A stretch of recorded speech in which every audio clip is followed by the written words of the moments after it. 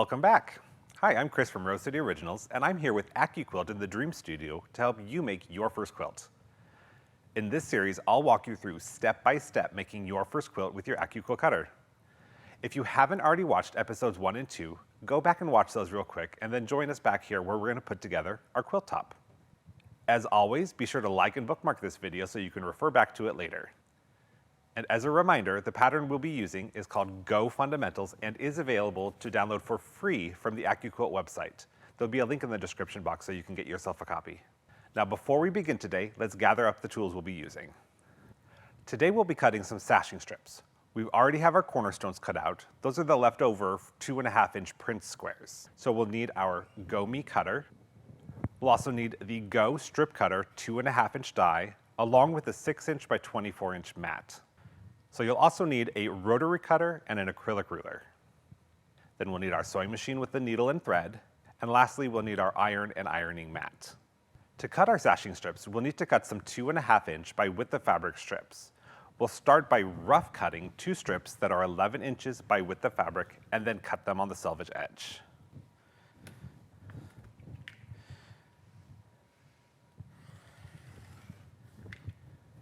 And now we're going to cut off the selvage or the factory edge. And the reason we cut off the selvage is that some fabric is just a smidge too wide for our die boards.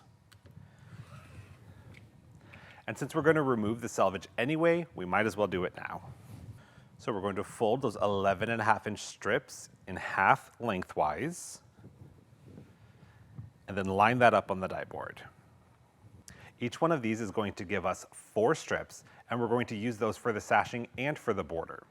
Since these are 4 layers of fabric, we'll want to cut them separately, since together they will exceed the max of 6 layers of quilting cotton. Now there is a line printed on the die board to help you get the factory fold at a nice 90-degree angle to the blades. So we'll go ahead and get that lined up. And we'll send that through the cutter. And you will want to start with the fold end first.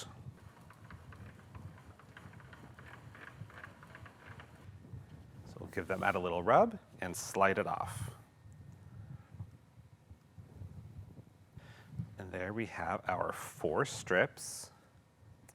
And now we'll repeat that with the other piece that we cut. Now that our strips are cut, we'll use our acrylic ruler and rotary cutter to subcut 3 of these strips into 8.5-inch sections. Often in patterns, you'll see the term subcut, and that simply means you're making an additional cut on a piece that you've previously cut.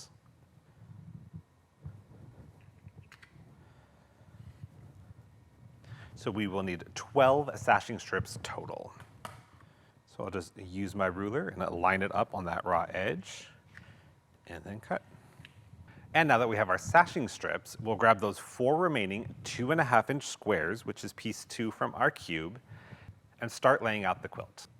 I'll use a flannel design wall to get everything laid out, but if you don't have a design wall or space to lay out the quilt, don't worry, it's not required. You can lay these out on the floor or even on a large table. And now we can start sewing our rows. So we will just line up the sashing strips with the blocks, right sides together, and sew our 1/4-inch seam. And once that seam is sewn, we'll press the seam allowance towards the sashing strip. Since the quilt blocks all have seams that are perpendicular to the edge of the sashing strip, and the sashing has no seams, it will naturally want to go that way anyway, so we'll just press it in place. And now we'll add the next block to the other side of the sashing strip.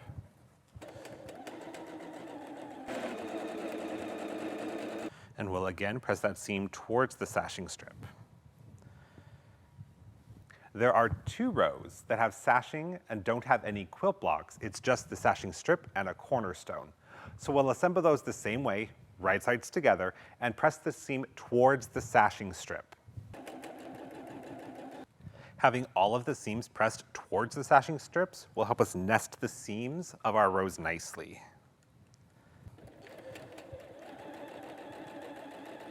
And now that all of our rows are assembled, we can start joining the rows together. Now, one thing I've learned in my many years of quilting is that it's important to stay organized.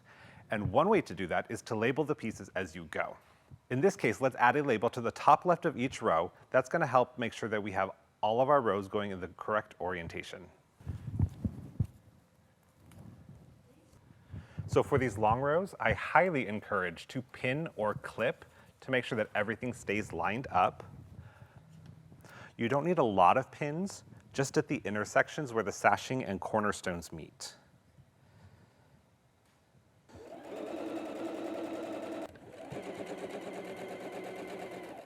Now, after you stitched those rows, if the seams don't perfectly align, that's okay. You are a human being making your first quilt. You're not a machine or a computer. We're again going to press those seams towards the sashing strips, and you can do this as you go or press them all at the end. So we have our first 2 rows joined, so we'll just continue down. Okay, we are almost done with our quilt top. Now that it's all pressed nice and flat, we're going to add a border. Now, if we sewed everything perfectly, this should measure about 28.5 inches by 28.5 inches, but we all know there will be some variances. So before we cut our border pieces, we're going to measure our quilt top. You can lay it on the floor or hang it on your design wall. It's important not to stretch it as you measure. So just lay it flat and smooth it out. But we're not just going to be measuring the sides. We're going to measure about 6 inches in from each side and then straight down the center. 28 and 27 and 7/8. Now we'll take those 3 measurements, add them together, and then you divide it by 3 to get your average. In this case, that comes to 28 inches. I personally don't like working in any increments smaller than 1/8 of an inch, so we'll round a little, and 1/8 of an inch isn't going to cause any noticeable change in the borders. So we'll need to cut 2 border strips this length and then add it to each side. So I'm going to start by squaring off this edge just to make sure it's a nice 90 degrees. And then I'm going to use the markings on my mat to help me measure because 28 inches is longer than my ruler. So I will just butt it up to the line right there. I have 2 layers here, and then I will line it up with one of the lines on my mat, and we're going to cut right on the 28-inch line.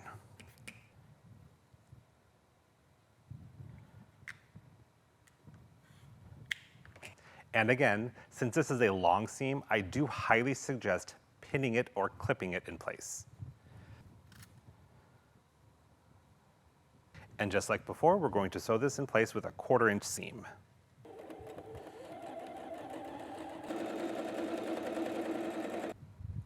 And once those border pieces are attached, we're going to press the seam allowance towards the border. And now that we have the side borders on, we're going to repeat the same steps for the top and the bottom border. So this time we'll measure about 6 inches from the top and bottom, and again, right down the center. Since these side borders are now included in the measurement, we can't do this step until they're attached. 32 1/8, 32, and 32. So my measurements are 32 1/8, 32 inches, and 32 inches. That will give me an average of 32 inches. So I will cut my 2 border strips the same way I cut the others. Now we do have 1 extra border strip piece of fabric. You can hang on to that for another project. So again, we'll just square up one side so it's a good 90-degree angle.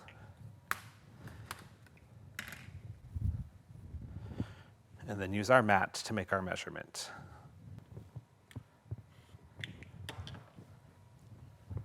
And now I will pin these borders to the top and bottom edges.